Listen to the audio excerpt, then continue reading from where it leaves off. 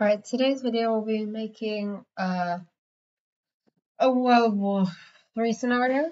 It's going to be a basic one. And then this is going to be like a mini kind of joint series. So, because I can't do that, it's just not practical to do it to everyone. So, for episode 1, which we're going to be doing just a basic World War III scenario.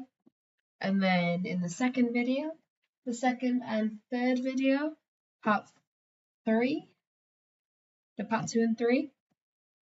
Will be about scenario where we split it in 4. So like America will be red, no, blue, red, yeah. So each team, it's not obviously gonna look like that. That's not right. But each team would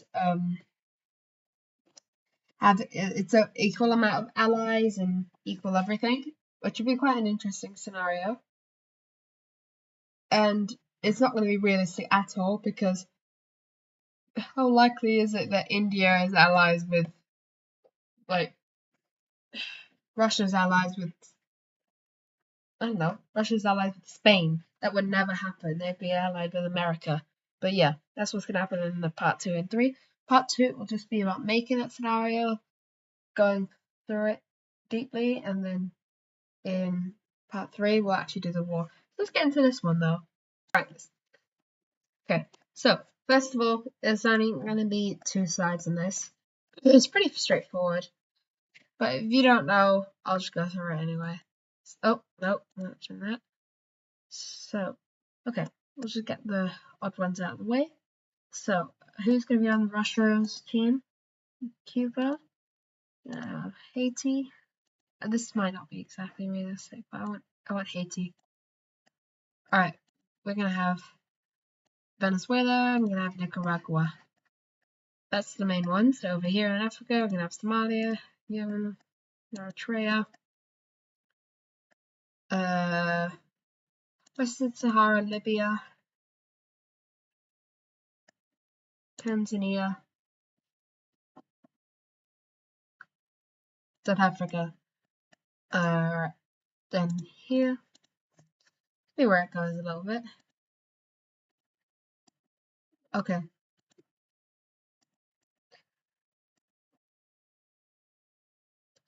I know they wouldn't fight with this country, but it's whoever is allies with each team. So you had to pick America or Russia, ignoring anyone else. It was not about them, it was just about you.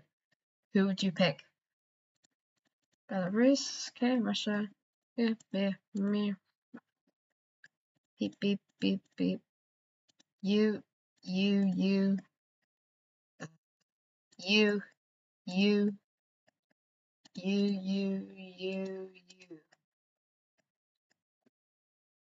Alright, that's gonna be the red team. Oh, no, actually, I forgot one. That is gonna be the red team.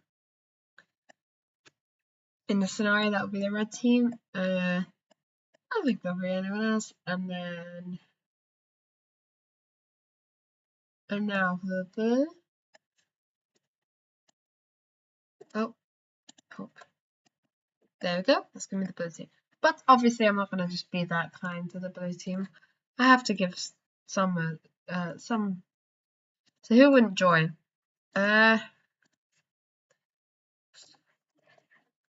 Most of Africa's not gonna join. Let's now run. Oh, there is actually. So this World War III scenario is where everyone had to go to war. So yeah. With each other, there's no one leaving out except Switzerland. Switzerland can do their own thing. And Ireland, there's literally no point in them joining. Yeah. I'd say that's good enough. These guys can join? Alright. Now let's start. Okay. So let's get our colours. Gonna have just red and that.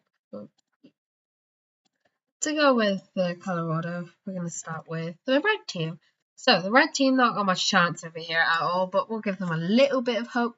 Let's say America, sorry, Chinese and Russian ships coming, like, wait, yeah, a lot of Russian ships going down there, Chinese ships going down there. Just a small amount of like military volunteers, no weapons, volunteers, gold, stuff like that. To money to these guys, just to give them some help. Most of them is going to Venezuela. Yeah. Alright, so that gives them a little bit of scenario help because these guys don't really have a military. And America was not ready yet because obviously they're in the red team. These guys. So I'm gonna race into there. They're in this scenario, I'm gonna make sure that a lot of population of these red countries are in support of this war. They're like America. Freedom. Yeah, this is going pretty well for Venezuela so far, but it's not going to in a minute. They got a nice small advances made into Dominican Republic, not very much. Jamaica's captured and Bahamas are captured. An advance is made into Honduras. And that'll do it for their advance. And there we go.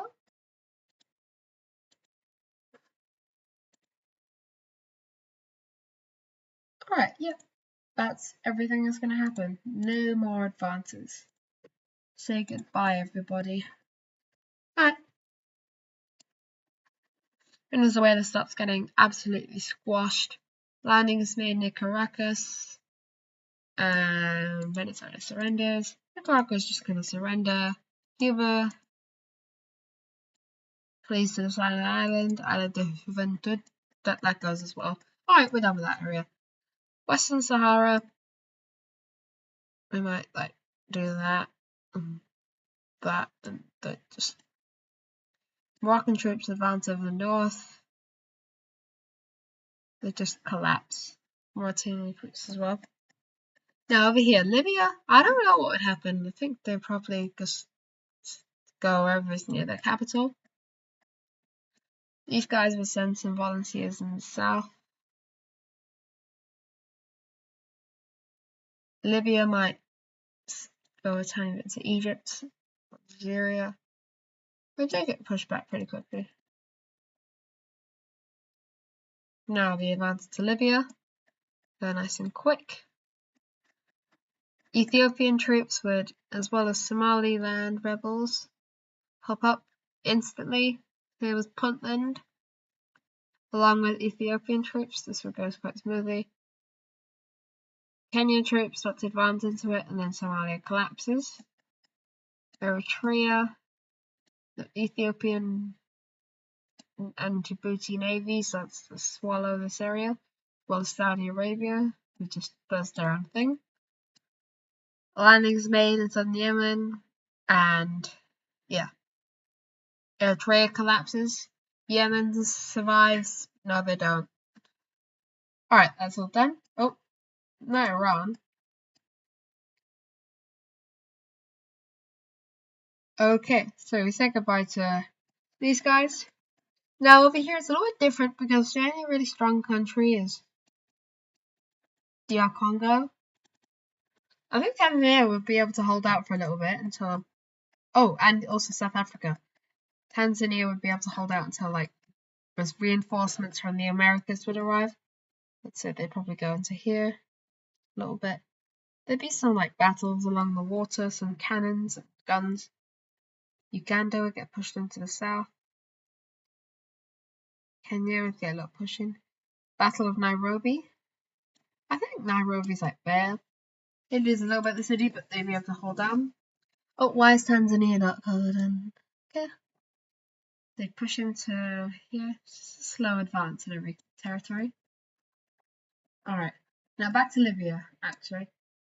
Italian, French troops are gonna cross the navy over, make a landing just next door to Tripoli in Misrata and Tripoli Falls.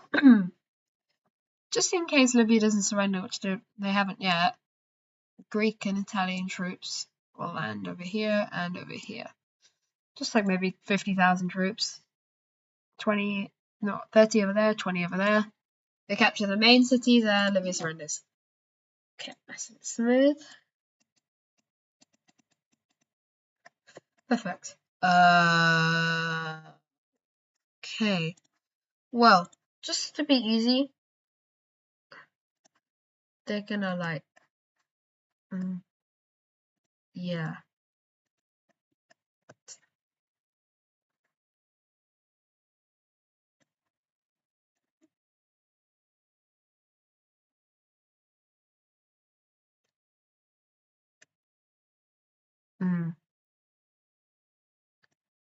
Yeah, okay.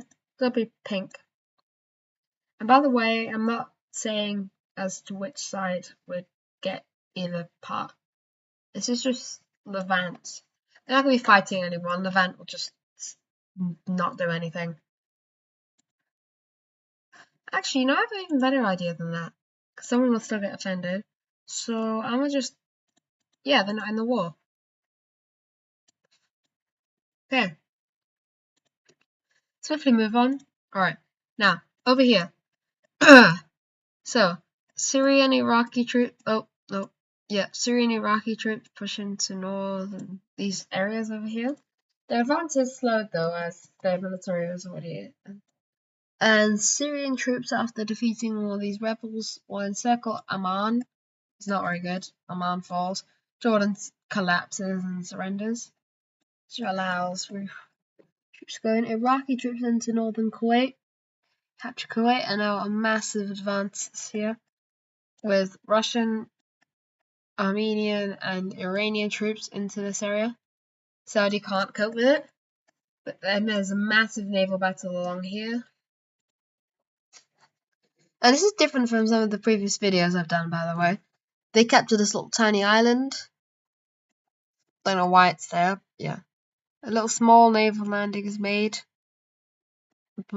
A couple small landings are made.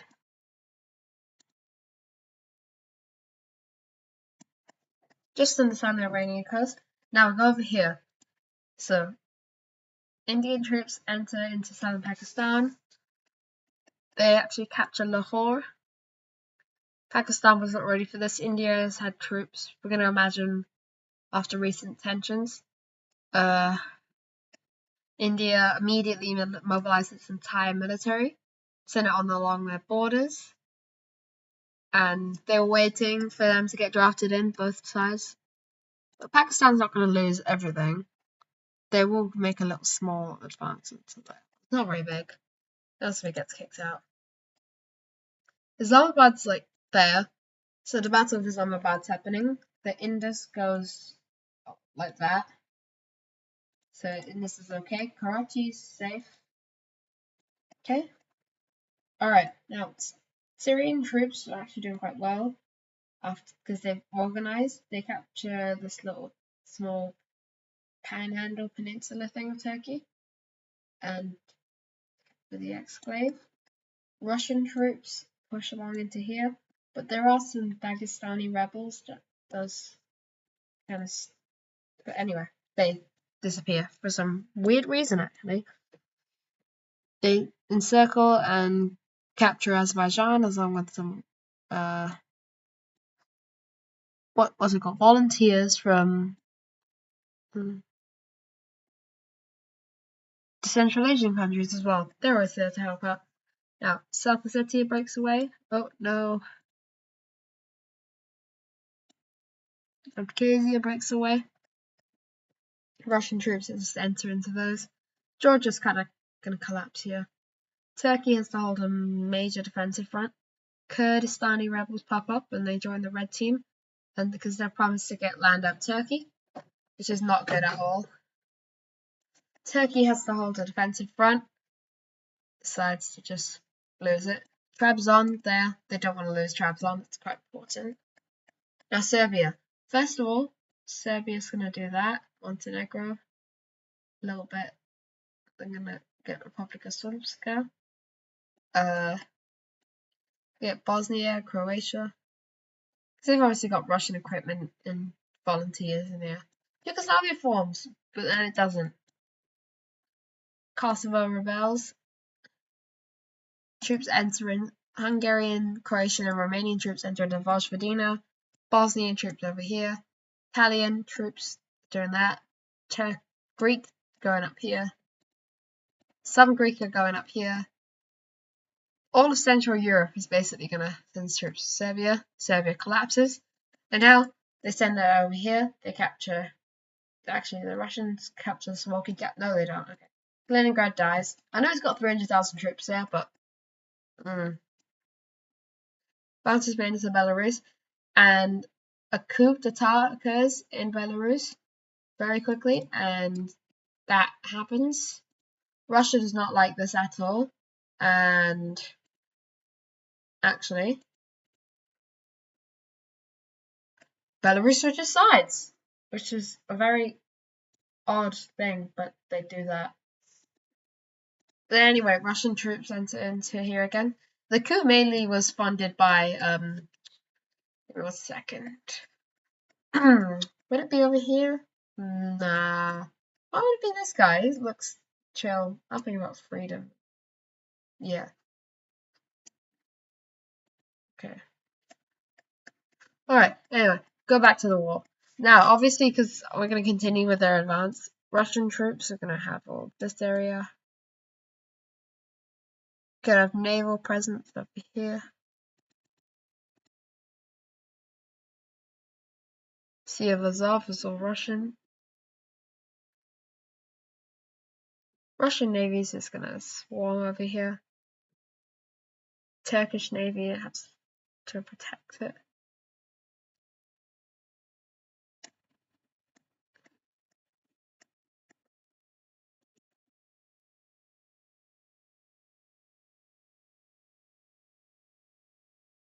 But yeah, that happens. There's lots of naval stuff going on over here. Crimea falls, obviously, because it's already part of it. Russian troops are very quick entering, and now because their entire military is mobilized, they're entering in the north of the country. And they're gonna like a spearhead. I'm almost trying to cut off Ukraine. Like there's a capital over there, isn't it?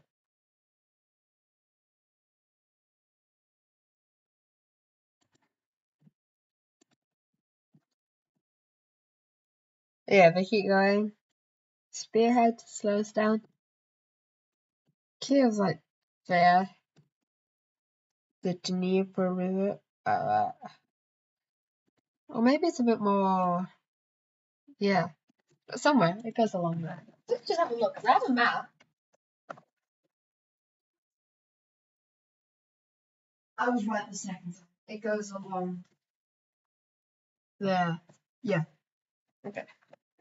Alright, so now Russian troops come in here. And because this video is getting quite long, I'm gonna need to like make a part 2. It'll come out like a couple hours later. But yeah. Alright, so Russian troops advance, keep going. Capture some major cities. They stop as they reach the Dnieper River.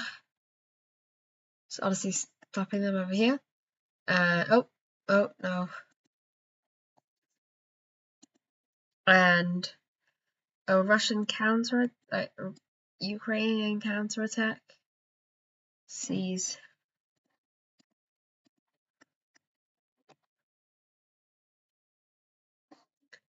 this land go back to Ukraine.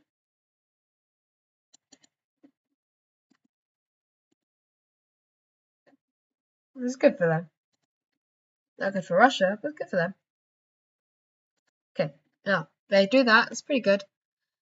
Russian troops still come in though. They stop on the Dnieper River, right on the border of Kiev. They're stopping here because they're getting bombarded by Russian troops, by Ukraine troops. Finland, obviously, they're going to be strong. Do that. Finnish, Nordic, British, German, Dutch, French troops, American, Canadian over here. Kola Peninsula falls. And Karelian rebels pop up. They immediately join with Finland because Karelian is similar to Finnish.